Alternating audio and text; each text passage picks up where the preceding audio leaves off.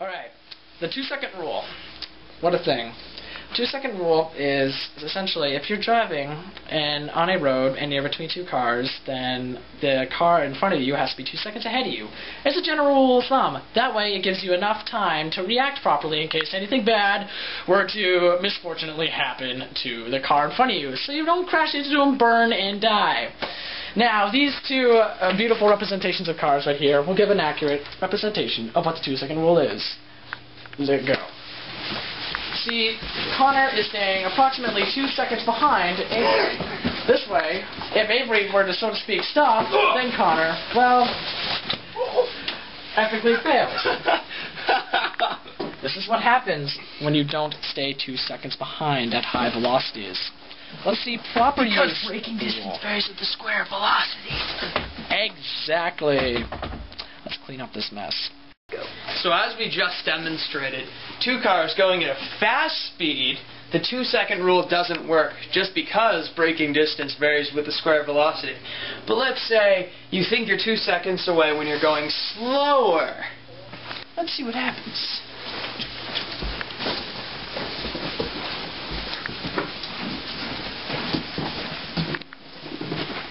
Huh! I had enough time to react. Now look at this.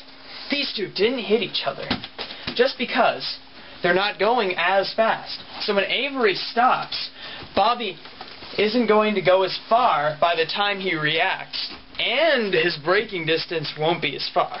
Exactly.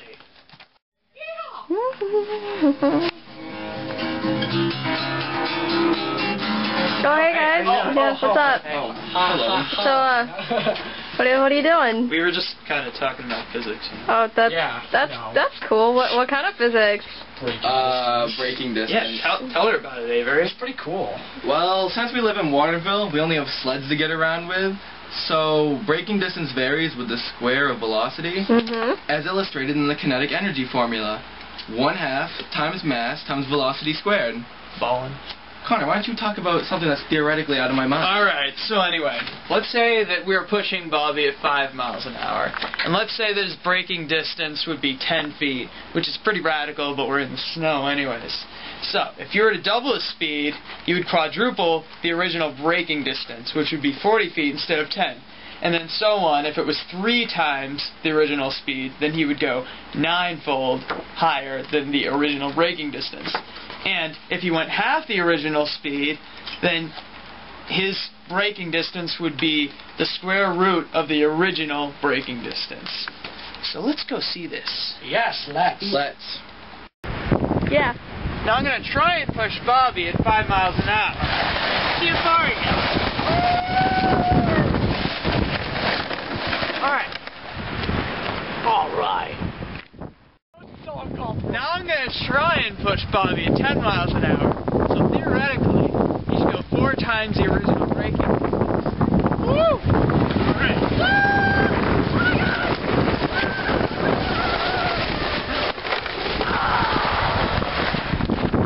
That was so epic.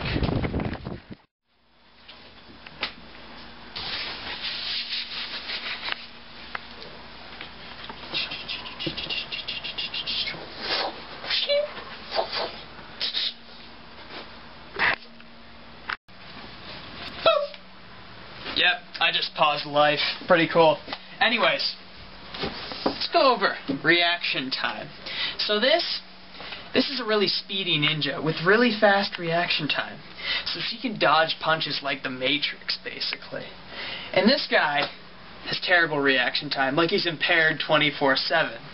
So if he goes to punch her, she can dodge it, but vice versa, Bobby won't be able to dodge it. It's like if this ninja was driving and there was a car accident in front of her and she was going like 80 miles an hour, she would have cat-like reflexes and be able to stop in time, but vice versa for him. That would suck. So let's see what happens when they fight. Boop.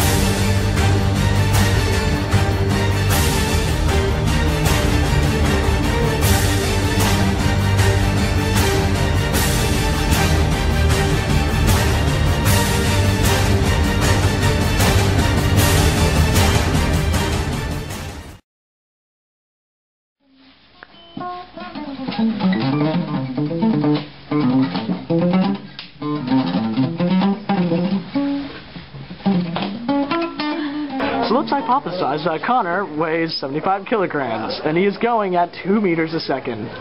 Then his momentum would be 150. And because he is a fail. I'm so sorry. Let me read. Can you read that? I can't read that. This is Connor. Connor is busy working away on his physics homework, but little does Connor know that physics is working on Connor as well. You see, Connor... Sorry. Go. Oh, hello. Let's talk about braking distance. Since we live up in Waterville, we only have sleds to travel around. So, braking distance... It's okay. Somebody's... Oh, hello. Shit. In a sled at 5 miles per hour. So that means that we're going to adult to 10 miles per hour, which means that we will quadruple Bobby's speed to 40 feet. But other than that, that means that his stopping distance should be 3 times the original. So now we should go outside. 9 times. What? It's 9 times. What'd I say? Screw off!